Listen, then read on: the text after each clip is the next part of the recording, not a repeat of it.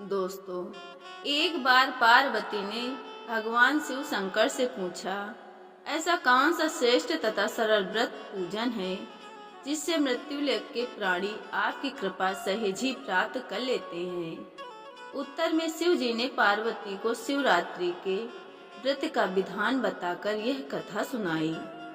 एक गांव में एक शिकारी रहता था। पशुओं की हत्या करके वह अपने कुटुंब को पालता था। वह एक साहूकार का ऋणी था, लेकिन उसका ऋण समय पर न चुका सका। क्रोधवश साहूकार ने शिकारी को शिव मठ में बंदी बना लिया। संयोग से उस दिन शिवरात्रि थी। शिकारी ध्यान मग्न होकर शिव संबंधी धार्मिक बातें सुनता रहा। चतुर्दशी को उसने शिवरात्रि की कथा भी सुनी। संध्या होते ही साहूकार ने उसे अपने पास बुलाया और ऋण चुकाने के विषय में बात की। शिकारी अगले दिन सारा ऋण लौटा देने का वचन देकर बंधन से छूट गया। अपनी दिनचर्या की भांति वह जंगल में शिकार के लिए निकला, लेकिन दिन भर बंदी गृह में रहने के कारण भूख प्यास से व्याकुल था। शिकार करने के लिए वह एक तालाब के किनारे बेल वृक्ष पर पड़ाव बनाने लगा। बेल वृक्ष के नीचे शिवलिंग था, जो बिल पत्रों से ढका हुआ था। शिकारी को उसका पता न चला। पड़ाव बनाते समय उसने जो टहनियां तोड़ी, वे संयोग से शिवलिंग पर गिरी। इस प्रकार दिन भर भूखे प्यासे शिकारी का व्रत भी हो गया और शिवलिंग पर बेलपत्र भी चढ़ गए। एक पहर रात्रि बीत जाने पर एक गर्भणी मृगी तालाब पर पानी पीने पहुंची। शिकारी ने धनुष पर तीर चढ़ाकर ज्यों ही प्रत्यंचा खींची, मृगी बोली, मैं गर्भणी हूँ, शीघ्र प्रसव करूंगी। तुम एक साथ दो जीवों की हत्या करोगे, जो ठीक नहीं है। मैं अपने बच्चे को जन्म देकर शीघ्र ही तुम्हारे सामने प्रस्तुत हो जाऊंगी, तब तुम मुझे मार लेना। शिकारी ने प्रत्यंचा ढीली कर दी और मृगी झाड़ियों में लुप्त हो गई। कुछ ही देर बाद एक और मृगी उधर से निकली। शिकारी की प्रसन्नता का ठिकाना न रहा। समीप आने पर उसने धनुष पर बाण चढ़ाया। तब उसे देख मृगी ने विनम्रता पूर्वक निवेदन किया, हे पराधी, मैं थोड़ी देर पहले ही ऋतु से निवृत्त हुई हूँ, कामातुर विरहणी हूँ, अपने प्रिय की खोज में भटक रही हूँ। मैं अपने पति से मिलकर शीघ्र ही तुम्हारे पास आ जाऊंगी। शिकारी ने उसे भी जाने दिया। 2 बार शिकार को खोकर उसका माथा ठनका। वह चिंता में पड़ गया। रात्रि का आखिरी पहर बीत रहा था। तभी एक अन्य मृगी अपने बच्चों के साथ उधर से निकली। शिकारी के लिए यह बहुत ही शुभ अवसर था। उसने धनुष पर तीर चढ़ाने में देर न लगाई। वह तीर छोड़ने ही वाला था कि मृगी बोली, हे पराधी, मैं इन बच्चों को पिता के हवाले करके लौट आऊंगी। इस समय मुझे मत मार। शिकारी हंसा और बोला, सामने आए शिकार को छोड़ दूं? मैं ऐसा मूर्ख नहीं।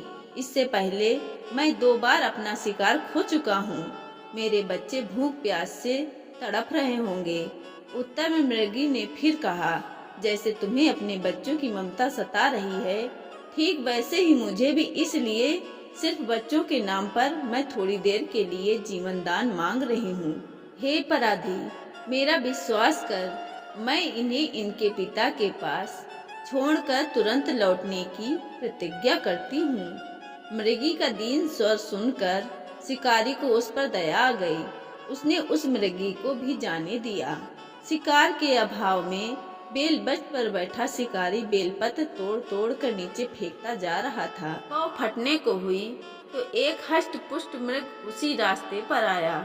शिकारी ने सोच लिया कि इसका शिकार वह अवश्य करेगा।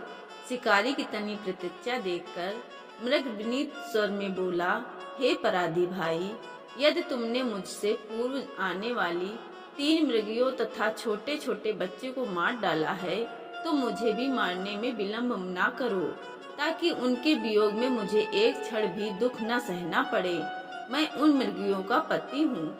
यदि तुमने उन्हें जीवन दान दिया है, तो मुझे भी कुछ क्षण जीवन दान देने की कृपा करो। मैं उनसे मिलकर तुम्हारे सामने उपस्थित हो जाऊंगा। मृग की बात सुनते ही शिकारी के सामने पूरी रात का घटना चक्र घूम गया। उसने सारी कथा मृग को सुना दी। तब मृग ने कहा, मेरी तीनों पत्नियां जिस प्रकार प्रतिज्ञाबद्ध होकर गई हैं, मेरी मृत्यु से अपने धर्म का पालन नहीं कर पाएंगी। अतः जैसे तुमने उन्हें विश्वास पात्र मानकर छोड़ा है, वैसे ही मुझे भी जाने दो। मैं उन सबके साथ तुम्हारे सामने शीघ्र ही उपस्थित होता हूँ। उपवास, रात्रि जागरण तथा शिवलिंग पर बेलपत्र चढ़ने से शिकारी का हिंसक हृदय निर्मल हो गया था। उसमें भगवत शक्ति का वास हो गया था। धनुष तथा बाण उसके हाथ से सहज ही छूट गए। भगवान शिव की अनुकंपा से उसका हिंसक हृदय कारुणिक भावों से भर गया। वह अपने अतीत के कर्मों को याद करके पश्चाताप की ज्वाला में जलने लगा। थोड़ी ही देर बाद मृग सपरिवार शिकारी के समक्ष उपस्थित हो गया ताकि वह उसका शिकार कर सके, किंतु जंगली पशुओं की ऐसी सत्यता, सात्विकता एवं सामूहिक प्रेम भावना देखकर शिकारी को बड़ी ग्लानि हुई। उसके नेत्रों में आंसुओं की झड़ी लग गई।